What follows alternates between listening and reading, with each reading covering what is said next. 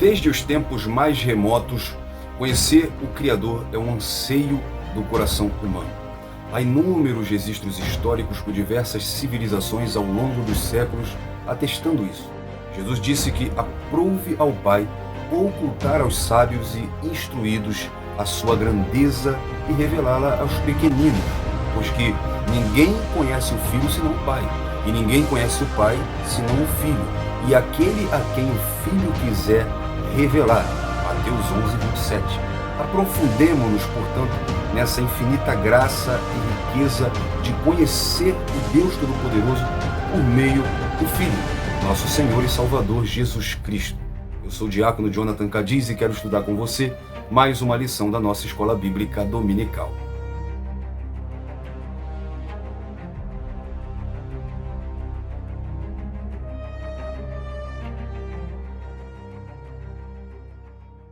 Meus irmãos, a paz do Senhor, tudo bem com você? Espero que sim, bom dia, boa tarde, boa noite, dependendo do horário que você está entrando com a gente aqui no canal.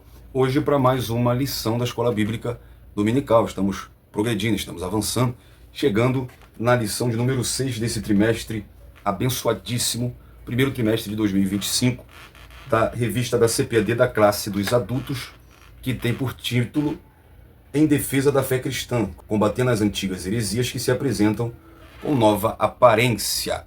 Esse trimestre é comentado pelo pastor Ezequias Soares, e a lição de número 6, ela será ministrada, pelo menos na maioria de nossas igrejas, no dia 9 de fevereiro de 2025. Se você já é inscrito no canal, muito obrigado, seja bem-vindo mais uma vez, deixa o seu like, tá bom? Comente também, compartilhe esse vídeo com o máximo de amigos que você puder. Mas se você ainda não é inscrito, eu vou te fazer um convite, se inscreva no canal, tá bom? Não deixe de se inscrever. Dá o seu like, ativa o sininho das notificações e você vai receber todo o conteúdo que a gente colocar aqui no canal. Quando você fizer tudo isso, você vai ajudar bastante esse canal, porque o YouTube vai entender que nossos conteúdos são relevantes e vai abrir mais possibilidade de visualizações pra gente.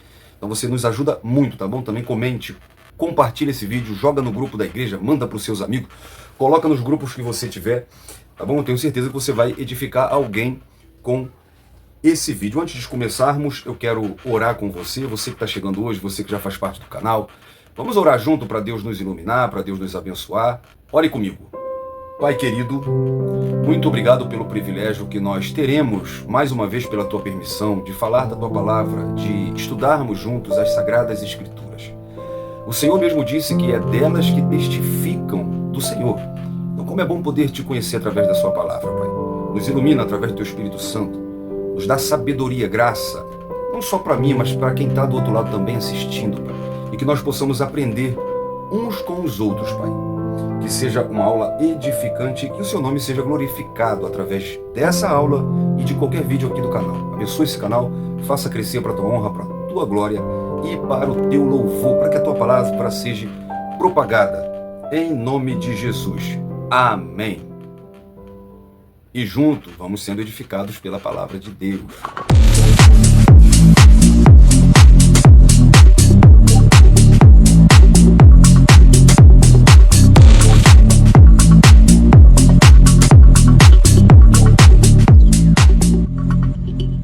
Então, galera, na lição 5, nós estudamos sobre o tema Jesus é Deus, né?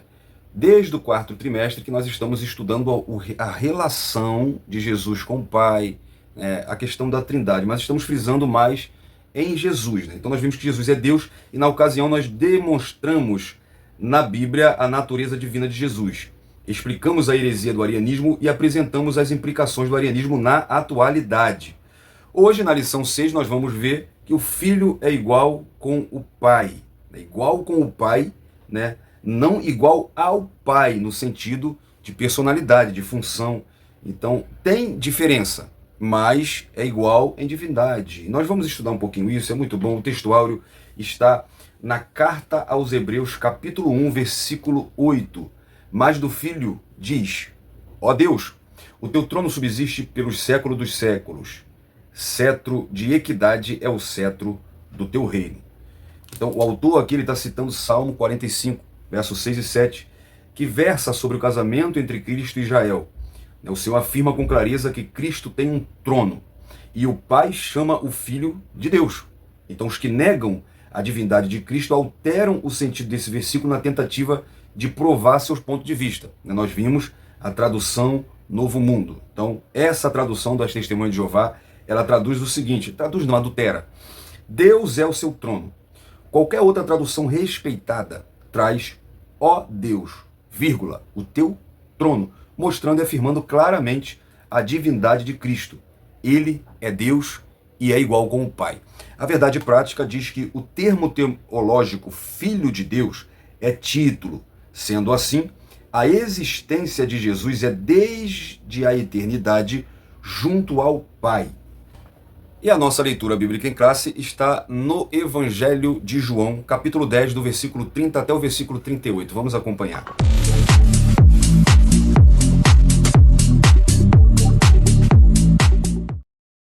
João capítulo 10. Eu e o Pai somos um. Os judeus pegaram então outra vez em pedras para o apedrejar. Respondeu-lhes Jesus: Tenho-vos mostrado muitas obras boas procedentes de meu Pai. Por qual destas obras me apedrejais? Os judeus responderam, dizendo-lhe: Não te apedrejamos por alguma obra boa, mas pela blasfêmia e porque, sendo tu homem, te fazes Deus a ti mesmo. Respondeu-lhes Jesus: Não está escrito na vossa lei, eu disse, sois deuses? Pois se chamou os deuses àqueles a quem a palavra de Deus foi dirigida, e a Escritura não pode ser anulada? Aquele a quem o Pai santificou e enviou ao mundo, vós dizeis, blasfemas, porque disse, sou filho de Deus. Se não faço as obras de meu Pai, não me acrediteis. Mas se as faço e não credes em mim, crede nas obras, para que conheçais e acrediteis que o Pai está em mim e eu nele. Qual é a natureza desse relacionamento? Em que sentido o Pai e o Filho são um? Uma tradução literal seria eu e o Pai, nós somos um. Todas as palavras dessa frase são importantes e estão repletas de significado. Vejamos, a palavra é eu e não o Filho. É o Pai e não meu Pai. É uma essência e não apenas uma pessoa. A palavra é somos e não sou. A revelação é a natureza de Cristo na totalidade da sua natureza dupla. Do Filho encarnado na plenitude do seu ser manifestado. E em relação com o Pai, com Deus, pois ele é, ao mesmo tempo, Pai do Filho e Pai dos homens, claro, que em um sentido diferente, conforme nós vamos ver mais para frente. Agora, Jesus está declarando ao dizer, eu e o Pai somos um. Uma coisa, uma vontade e essência. Outra distorção das Testemunhas de Jeová é que Jesus está se declarando Deus, sim. Não tem como negar. Então eles vão dizer que sim, Jesus está falando que é Deus, Porém, os TJ dizem que Jesus está afirmando ser um Deus como homens são chamados de deuses, desde o Antigo Testamento. No Salmo 82, por exemplo, a palavra Deus é Elohim. É Deus, deuses, juízes. Esse termo se aplicava a todos os homens inspirados por Deus do Antigo Testamento, incluindo os profetas, os juízes, etc. No sentido de exercerem a autoridade delegada por Deus. Porém, isso não significa que eram divinos. O que Jesus faz é usar essa expressão para enfatizar sua própria divindade, mostrando que ele era muito mais do que aqueles homens humanos. Se homens comuns recebiam esse título, quanto mais Jesus, que é o verdadeiro Filho de Deus. Essa unidade de essência fica clara no versículo 38, na parte B. O Pai está em mim e eu nele. Vejamos então o nosso mapa mental, que tem por palavra-chave hoje unidade.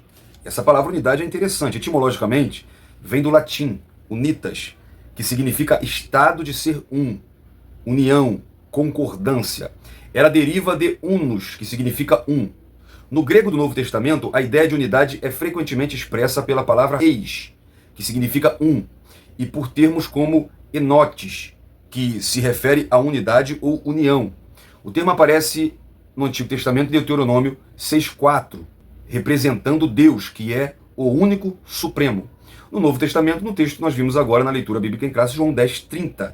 Eu e o Pai somos um. O termo que aparece aqui para um é eis, que indica unidade essencial e não apenas uma concordância de propósito.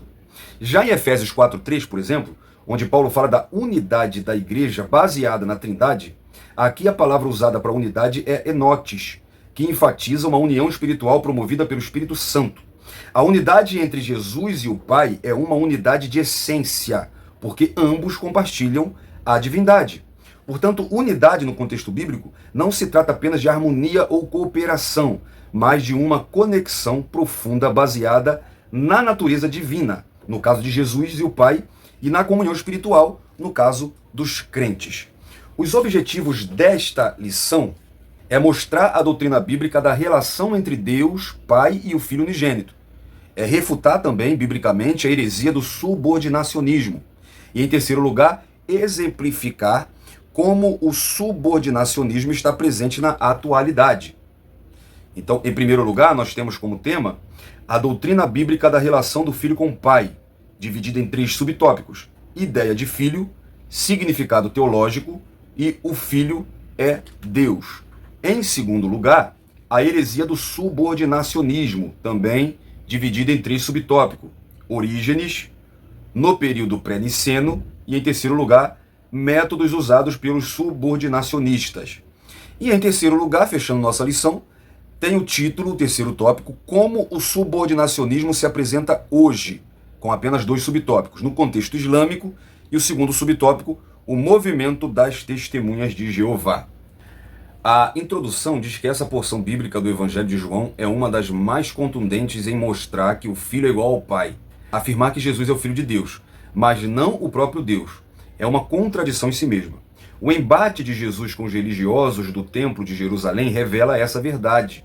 É isso que a presente lição pretende mostrar e explicar com sólidos fundamentos escriturísticos. Então, primeiro tópico, a doutrina bíblica da relação do filho com o pai. Subtópico 1, ideia de filho. Subtópico 2, significado teológico. E subtópico 3, o filho é Deus. Então, eu quero trazer aqui novamente com você, como uma retrospectiva, a declaração de fé das Assembleias de Deus na página 41, para você ver a diferença de algo. Eu citei isso aqui na lição 4, quando falamos de trindade, e aí, para falar sobre o unicismo, eu li essa parte com você, na página 41 da nossa declaração de fé. Preste atenção, porque aqui está citando 3 problemas: unicismo, unitarismo, que eu peço perdão, mas eu até falei errado naquela lição, falei unitarianismo, é unitarismo, e triteísmo. Vamos lá. Combatemos o unicismo na lição 4. Hoje nós vamos combater o unitarismo. Então vamos lá.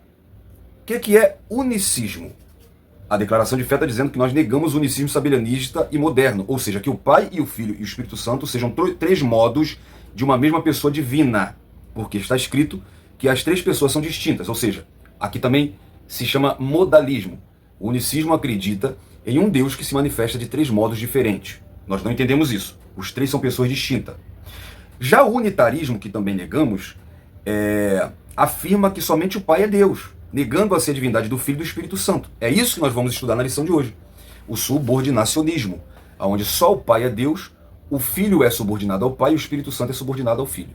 Tá? Então, não pode se confundir unicismo com unitarismo. O unicismo acredita em um Deus que se manifesta de 3 modos diferentes. Ponto. Uma época ele foi o Pai, outra época na encarnação ele foi o Filho, hoje ele está se manifestando como Espírito Santo. Não. São 3 pessoas distintas que existem desde a eternidade. Já o unitarismo, eles acreditam que só o Pai é Deus. Tá? Então, aqui também vai combater o triteísmo, que já é um outro caso, um outro problema, uma outra heresia, que ensina que todos 3 são deuses separados.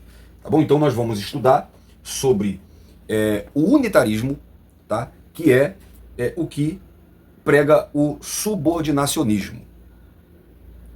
Mas por enquanto, vamos iniciar a ideia de filho, porque a primeira lição ela tem por objetivo mostrar a doutrina bíblica da relação do filho com o pai. Depois que a gente entender isso, a gente então fala um pouco sobre essa heresia. Então eu quero ler aí com você na nossa revista, vou colocar na tela para você ler, esse primeiro subtópico, que diz assim: o conselho de filho no pensamento judaico implica na igualdade com o pai. Mateus 23, 29 e 31. Uma das ideias de filho na Bíblia é identidade de natureza. E isso pode ser visto no paralelismo poético do salmista. Que é o homem mortal para que te lembres dele? e o Filho do Homem para que o visites. Salmo 8, verso 4. Esse paralelismo é sinonímico, em que o poeta diz algo e em seguida repete esse pensamento em outras palavras. A ideia de homem mortal é repetida em Filho do Homem. Outro exemplo encontramos na palavra de Jesus, nas palavras de Jesus. Assim, vós mesmo testificais que sois sois filhos dos que mataram os profetas. Mateus 23, 31. Isso porque os escribas e fariseus consideravam os matadores dos profetas como seus pais, conforme o versículo 29 e 30. Entendendo isso, a gente começa a entender o seguinte: na literatura poética judaica, nós vemos muito o que o comentarista trouxe, que é chamado de paralelismo sinonímico, especialmente no livro de Salmos, onde a segunda linha de um verso repete a mesma ideia da primeira linha, porém com palavras diferentes, reforçando e ampliando o significado. Esse recurso literário visa dar ênfase à mensagem e torná-la mais clara e impactante. Então, quando nós vemos esse paralelismo poético no Salmo 8, que nós lemos aqui na revista, verso 4, nós vemos que isso contribui para o entendimento do conceito, né, de filho, ao enfatizar a ideia de identidade de natureza entre homem mortal e filho do homem. Então, no pensamento hebraico, essa repetição paralela não é mera redundância, mas é uma forma de reforçar que o filho do homem é uma expressão que indica alguém da mesma natureza que o homem mortal. O conceito bíblico de filho indica a igualdade de natureza entre pai e filho. Jesus, como filho de Deus, possui atributos divinos como onipotência, onipresença, onisciência, eternidade, etc. Isso comprova sua divindade e unidade com o Pai. No outro texto que nós vemos aqui, em Mateus 23, 31, né, ao chamar os fariseus de filhos dos que mataram os profetas, Jesus está apontando para a continuidade de comportamento e caráter, mostrando que ser filho reflete a essência e ações de quem carrega essa identidade. Isso implica responsabilidade em refletir o caráter do Pai. O nome Filho de Deus tem diversas aplicações nas Escrituras, dependendo do contexto em que o mesmo é empregado, referindo-se, por exemplo, a pessoas piedosas, como em Gênesis 6:2, Salmos 73:15. Por vezes também se refere ao povo de Israel como filho de Deus, como em Êxodo 4:22, Jeremias 31:9, Oséias 11:1. Oficiais de Israel, né, especialmente ao prometido rei da casa de Davi, esse título também é empregado em 2 Samuel, capítulo 7, versículo 14, em Salmo 89, verso 27. Até a anjos esse título é atribuído, em Jó capítulo 1, versículo 6, Jó capítulo 2, versículo 1, Jó 38:7, Salmos 29:1. Esse termo filho de Deus, você sabe que também é atribuído a salvos, e nesse sentido, todos os nascidos de novo são filhos de Deus, conforme João 1:12, a todos dos que o receberam, deu-lhes o poder de ser chamado filhos de Deus. Romanos 8:14, Gálatas 3:26, né? Porém, por adoção, como Gálatas 4:5, Efésios 1:5. Agora, mudando de tela, para você ver que quando o nome é aplicado a Jesus, ele é aplicado em 3 sentidos diferentes. Primeiro, no sentido messiânico. O Messias pode ser chamado filho de Deus como herdeiro e representante de Deus. Mateus 24:36 vai pegando as referências. Marcos 13:32, Marcos 1:17, Marcos 17:5, Marcos também capítulo 1, versículo 11 e Lucas 3:22. Também é aplicado no sentido trinitariano, porque às vezes o nome é utilizado para indicar a divindade essencial de Cristo. Como tal, ele indica uma filiação pré-existente que transcende absolutamente a vida humana de Cristo e sua vocação oficial como Messias, conforme Mateus 11:27, Mateus 14, do 28 ao 39, e também Mateus 16, versículo 1. E também pode ser aplicado no sentido natalício. Jesus é chamado de Filho de Deus em virtude do seu nascimento sobrenatural. Lucas 1:35, Mateus 1, do 18 ao 24, João capítulo 1, versículo 3, e também Romanos capítulo 1, versículo 4. Significado teológico. Então, esse termo indica igualdade de natureza, ou seja, a mesma substância. Tá? O significado teológico de Jesus a ser chamado Filho de Deus reflete a sua igualdade de natureza com o Pai. Ele não é um ser criado, pois ele possui a mesma substância.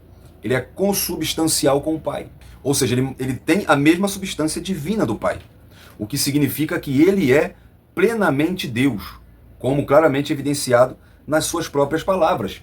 Por exemplo, em João 8:42, disse-lhe Jesus: se Deus fosse o vosso Pai, certamente me amarias, pois eu saí e vim de Deus, não vim de mim mesmo, mas ele me enviou.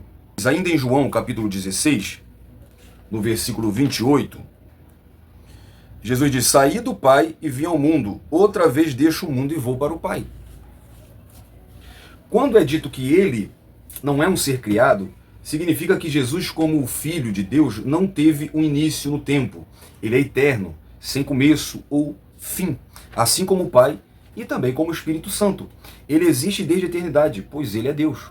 Hebreus 13:8, ele é o mesmo ontem, hoje e eternamente. Então ele é o que é desde a eternidade. Ele não é criado, ele é eterno.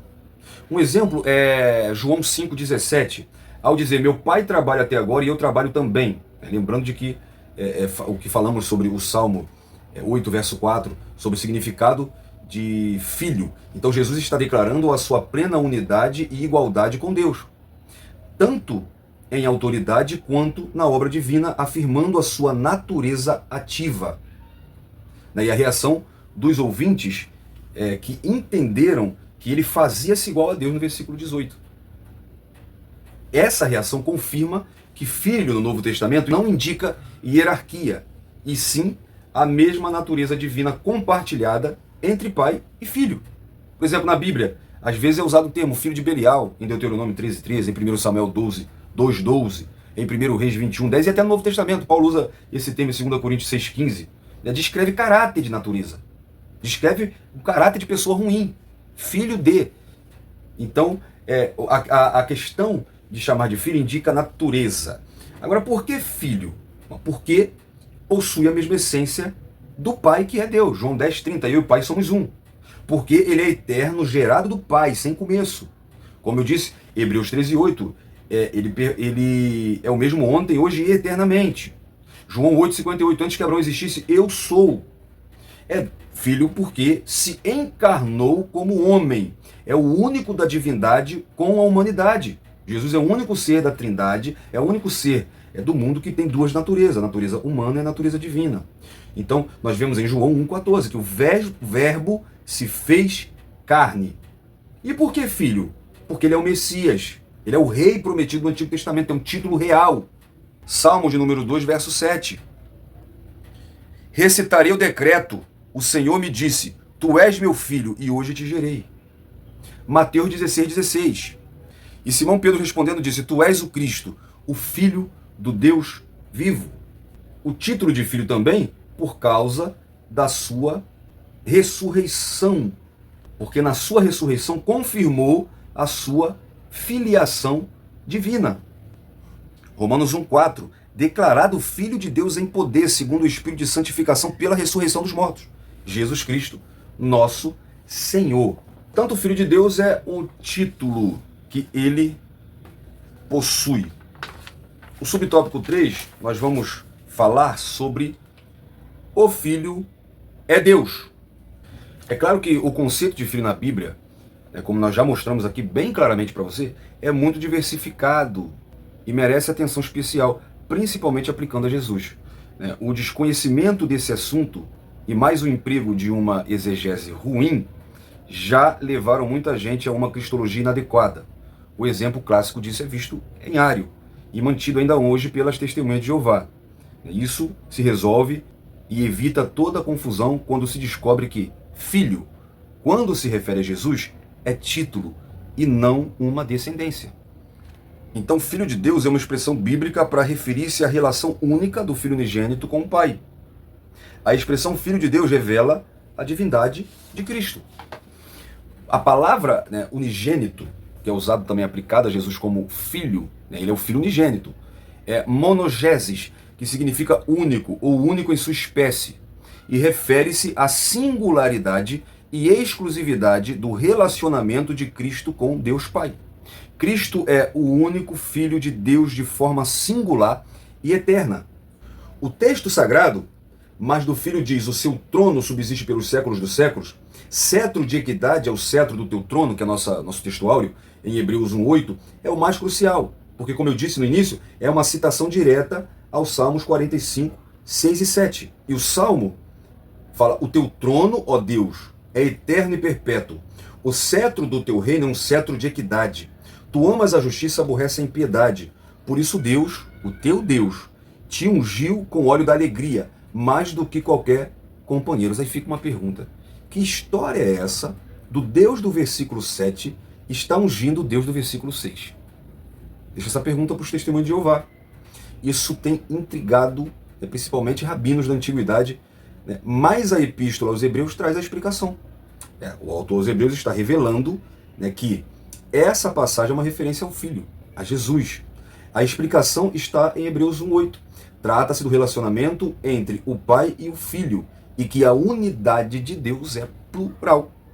Então, ele declara que o Filho tem um trono eterno, reforçando sua igualdade com o Pai em natureza divina e eterna.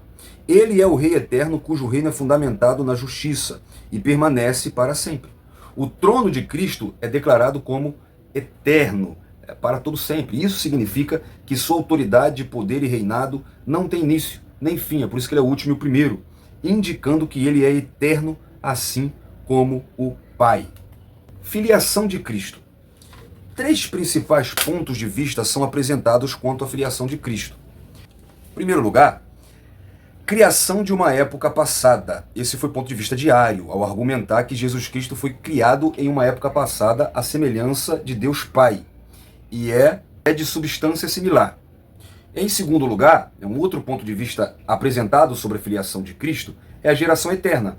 Orígenes e outros que sustentaram essa opinião consideravam a palavra grega monógenes, que deriva de genon, gerar, e vários tradutores seguiram seus passos traduzindo o termo como unigênito em vários textos, como João 1,14, 18, João 3, 16, 18, Hebreus 11, 17 e 1 João 4, 9. No entanto, trata-se, na verdade, um derivado de genos, e, portanto, significa único, ou único do seu gênero. Por causa disso, a Bíblia francesa o traduz como son fils unique, o que significa o seu único filho. Em Hebreus 11, 17, com referência a Isaac, monogenes deve significar único, porque Abraão teve outros filhos, Ismael e os demais filhos com Quetura. Agora, existe também outra interpretação sobre a filiação de Cristo, tá? Isso aqui é do dicionário Wycliffe, tá bom? É o Filho único de Deus. Esta opinião tem o apoio dos argumentos acima. Exemplos de tal uso podem ser encontrados na expressão hebraica do Antigo Testamento, filhos de, que significa da ordem de, em frase como filhos dos profetas, tá aí a referência bíblica, filhos dos boticários, em Neemias 3:8, filhos dos cantores, em Neemias 12:28, e etc. A partir daí, pode-se compreender como os contemporâneos do Senhor Jesus Cristo no Novo Testamento entenderam a sua declaração de que ele era o Filho de Deus, significando que ele afirmava ser igual a Deus, ou o próprio Deus, né? E o Evangelho de João mostra que esse é o caso, tanto que pegaram pedra para apedrejar ele, entendendo que ele estava se fazendo como Deus.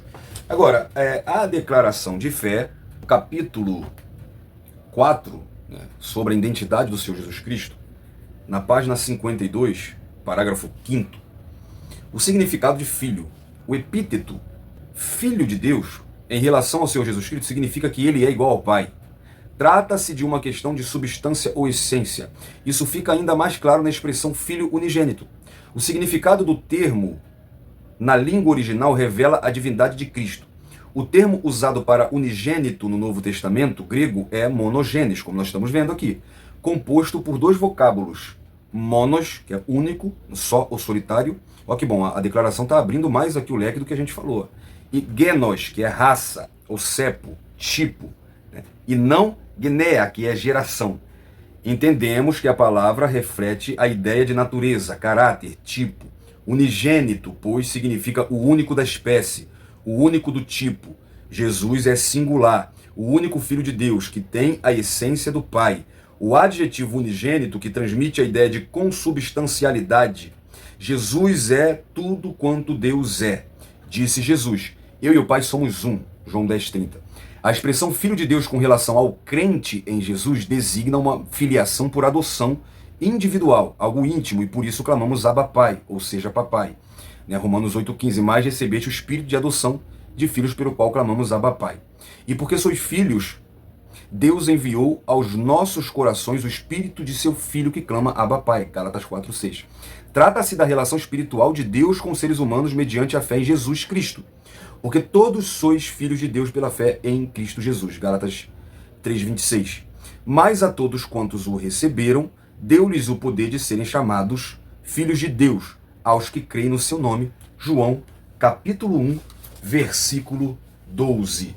Então, a conclusão do nosso primeiro tópico mostra que a doutrina bíblica mostra a relação de unidade entre Deus Pai e seu Filho unigênito. O tópico 2 vai mostrar, então, a heresia do subordinacionismo. Primeiro subtópico, Orígenes. Segundo subtópico, no período pré-niceno. E o terceiro subtópico, métodos usados pelos subordinacionistas. Orígenes, conhecendo a doutrina bíblica da relação do filho com o pai, nós vamos ver a heresia que contraria isso. Então é importante tanto salientar que ao usarmos as expressões o Pai, que é a primeira pessoa da Trindade, o Filho, a segunda, e o Espírito Santo, a terceira, quando usarmos, precisamos entender que isso não indica hierarquia ou diferença de importância. Elas apenas organizam o entendimento de que há um único Deus em três pessoas distintas, igualmente divinos e eternos, evitando o erro do subordinacionismo, que sugere superioridade em relação do Pai para o Filho. O subordinacionismo é toda doutrina que declara ser o Filho subordinado ao Pai, ou um Deus secundário ou menos divino que o Pai. Então, entre as heresias representantes do subordinacionismo está o arianismo. Ário defendia que Jesus era um ser divino, mas inferior ao Pai, negando a Trindade e a igualdade entre as pessoas da Trindade. Também o adocionismo, também chamado de monarquismo. Jesus, então, não seria Deus desde a eternidade, mas apenas um homem exaltado por Deus. O modalismo, ou sabelianismo, que nega a distinção entre as pessoas da Trindade e indiretamente a igualdade entre elas. E os testemunhos de Jeová, que carrega esse arianismo moderno, esse subordinacionismo moderno, que é chamado também de neo-arianismo. É uma versão moderna do arianismo. Ensina que Jesus é o arcanjo Miguel e não Deus. E afirma que Jesus foi criado e não é igual ao Pai. Então, o principal mentor dessa heresia foi Orígenes. Agora, é claro que a contribuição que Orígenes teve para a teologia foi muito forte. Orígenes é considerado o maior teólogo de toda a história. E é claro que uma frase errada, um conceito errado não apaga tudo aquilo que ele fez. Porém, isso enfatiza o perigo de nós interpretarmos a Bíblia segundo o nosso eu. Mas vamos lá. Quem foi Orígenes? Orígenes foi um teólogo e filósofo cristão de Alexandria, que foi muito conhecido pela sua erudição e influência no desenvolvimento da teologia cristã primitiva. Embora defensor da preexistência do Filho, suas ideias sobre a subordinação do Filho ao Pai contribuíram para visões problemáticas que posteriormente foram associadas ao subordinacionismo. Ele é lembrado tanto por seus escritos profundos, como por conceitos teológicos controversos. Então Orígenes caiu nessa controvérsia, e essas ideias de Orígenes mostram a necessidade de equilíbrio para não cedermos à inovação teológica e assim comprometer a verdade bíblica. Parece que a Trindade defendida por ele era subordinacionista. O Filho subordinado ao Pai e o Espírito Santo subordinado ao Filho. No entanto, a Bíblia revela igualdade das três pessoas da Trindade. Exemplo, Mateus 28:19, é batizar em nome do Pai, do Filho e do Espírito Santo. O segundo subtópico, no período pré-niceno. Esse termo, tá? Só para você entender, pré-niceno refere-se ao tempo anterior do Concílio de Nicéia, que foi em 325 d.C. O primeiro concílio ecumênico da história, né? Atos 15 mostra um concílio local, né, em Jerusalém, mas um concílio global, até porque em Atos 15 a igreja ainda não tinha se espalhado por todo o mundo. Mas esse é considerado o primeiro concílio ecumênico. Então, o subordinacionismo, ele cresceu muito, foi no século II e III, e uma tentativa ainda equivocada de preservar o monoteísmo, mas que negou a divindade absoluta de Jesus. Os seus expoentes consideravam Cristo como Filho de Deus, né, inferior ao Pai.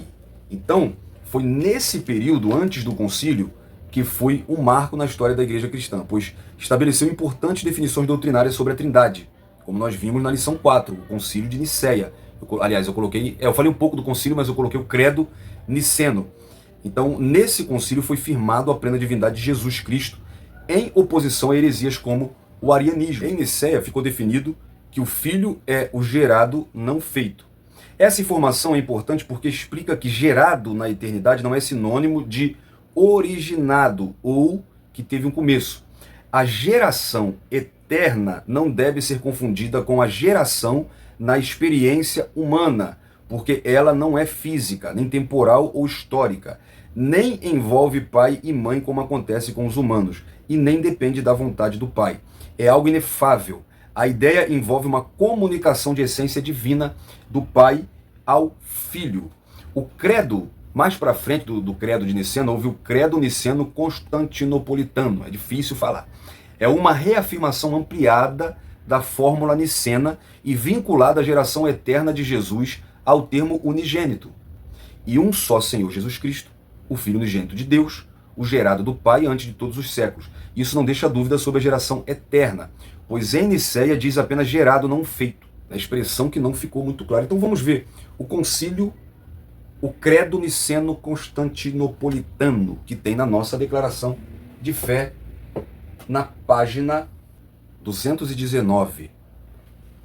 Cremos em um só Deus, o Pai Todo-Poderoso, Criador do céu e da terra, de todas as coisas visíveis e invisíveis, e em um só Senhor Jesus Cristo, o Filho unigênito de Deus, o gerado do Pai antes de todos os séculos, Deus de Deus, luz de luz, verdadeiro Deus de verdadeiro Deus, gerado e não feito, da mesma substância do Pai, por meio do qual todas as coisas vieram a ser, o qual por nós, os homens, e pela nossa salvação desceu dos céus e encarnou-se do Espírito Santo e da Virgem Maria, e fez-se homem e foi por nós crucificado sob Pôncio Pilatos, e padeceu e foi sepultado e ressuscitou ao terceiro dia, segundo as Escrituras, e subiu aos céus e está à direita do Pai, e virá de novo com glória julgar vivos e mortos, e o seu reino não terá fim.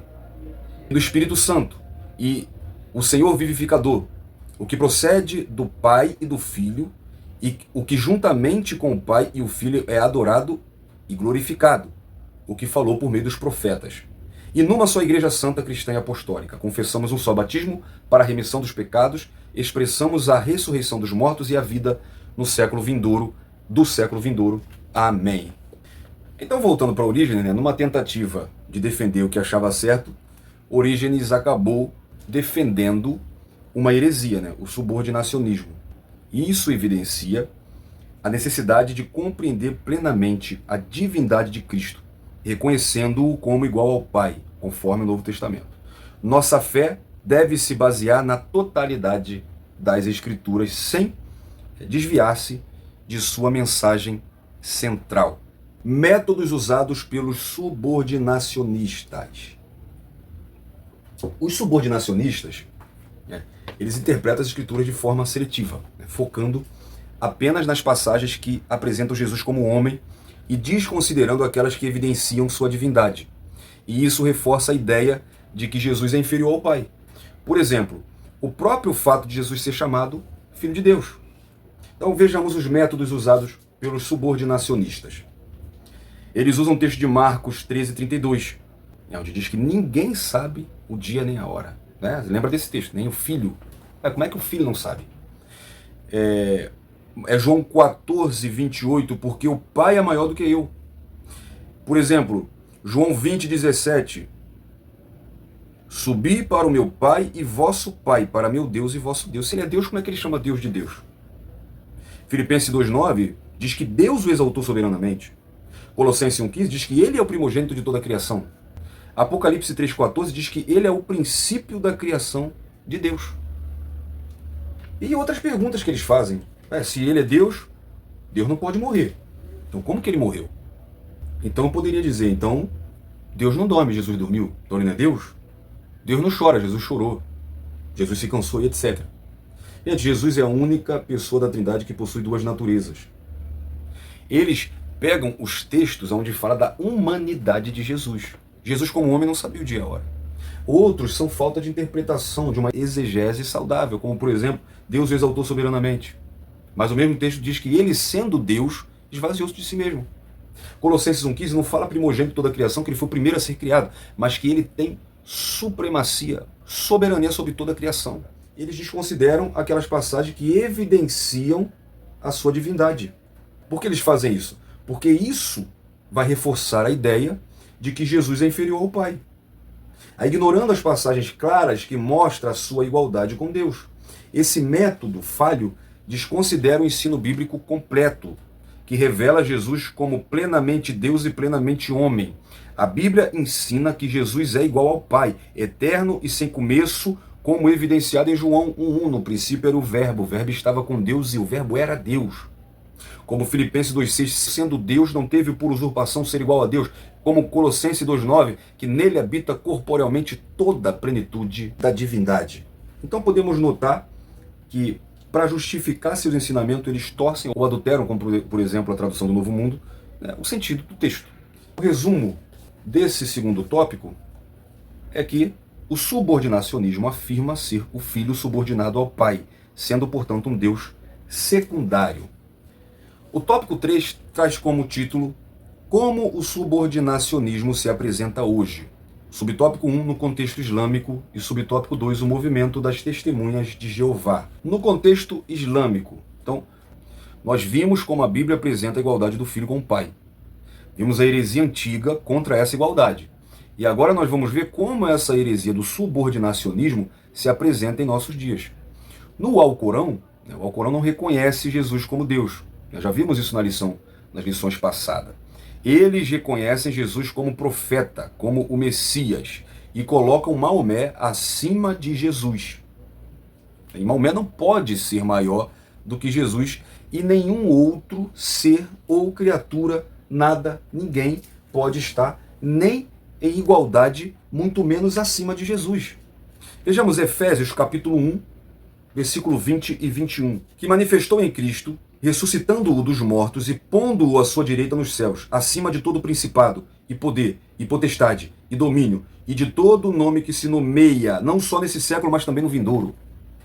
Filipenses capítulo 2, do 8 ao 9, foi-lhe dado um nome que está acima de todo o nome, para que ao nome de Jesus Cristo se dobre todos os joelhos dos que estão no céu, na terra e debaixo da terra. Não tem como colocar Maomé acima de Jesus e nenhum outro nome acima ou igual a Jesus, não dá, não tem como. O absurdo do Alcorão é que eles dizem que chamar Jesus de filho de Deus é uma blasfêmia, porque seria o mesmo que dizer que Deus teve relações, né? E eles acusam os cristãos de ensinar isso. E aí, a acusação de blasfêmia por parte do Alcorão, ao afirmar que Jesus é o Filho de Deus, baseia-se numa interpretação equivocada. A expressão Filho de Deus no Novo Testamento não implica em relação conjugal, mas refere-se à origem divina e à identidade de Jesus.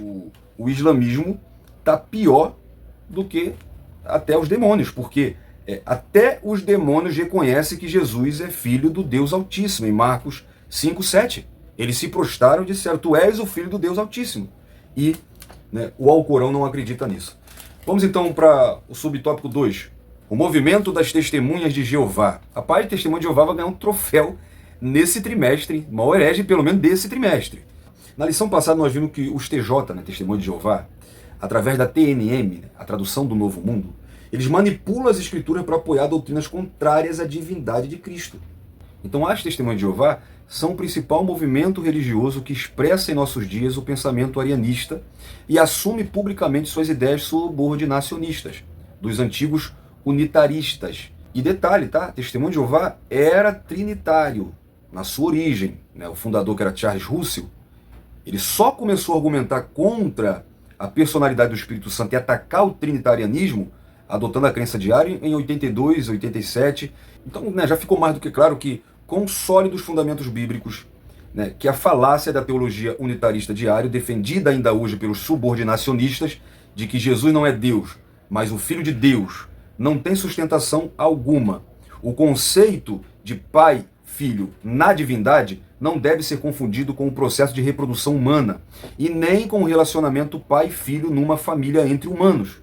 Então, quando o termo filho se refere a Jesus como filho de Deus, significa sua igualdade com o pai, ou seja, que ambos são da mesma substância e essência, são consubstanciais. Então a doutrina da Testemunha de Jeová é refutada pela afirmação bíblica de que Jesus Cristo é verdadeiro Deus, como é evidenciado nas passagens que falam da sua divindade e da unidade com o Pai.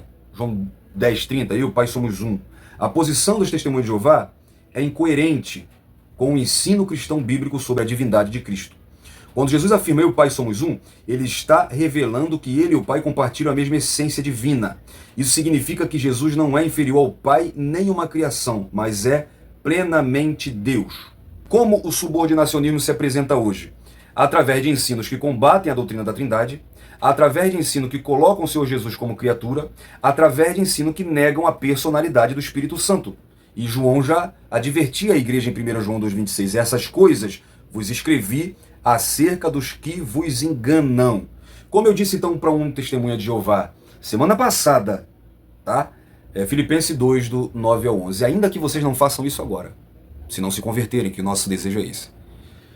Mas um dia, vocês vão ter que se ajoelhar e declarar que Jesus Cristo é o Senhor para a glória de Deus Pai.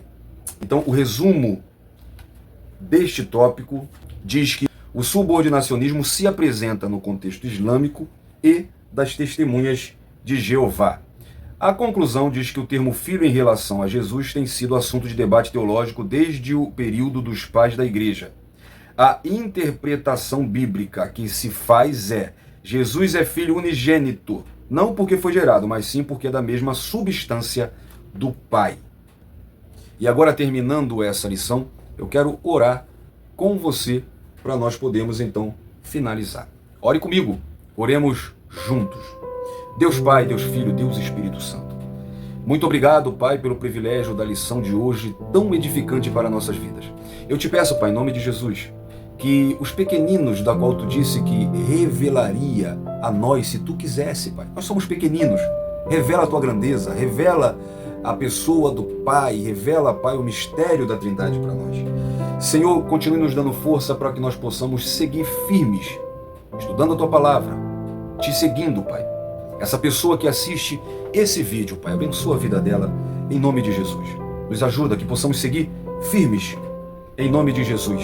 Abre os olhos dos hereges, daqueles que estão nessas seitas, Pai, com um coração sincero, acreditando que é verdade, porque foi ensinada assim, Pai. Ah, Pai, que em nome de Jesus, através desse trimestre, elas sejam tocadas, porque elas assistem, Pai. Elas comentam, Pai, porque elas estão assistindo. Então que o Teu Espírito Santo possa convencer do pecado, da justiça e do juízo. É o que nós te pedimos, Pai, e te agradecemos em nome de Jesus. Amém. Não perca a nossa próxima lição, que terá por título As Naturezas Humana e Divina de Jesus. Não perca também o próximo vídeo do questionário dessa lição. Eu espero ter contribuído para a sua lição e, se Jesus permitir e ele não voltar, eu te espero até as próximas lições. Fique na paz. Deus abençoe sua vida. Um abraço.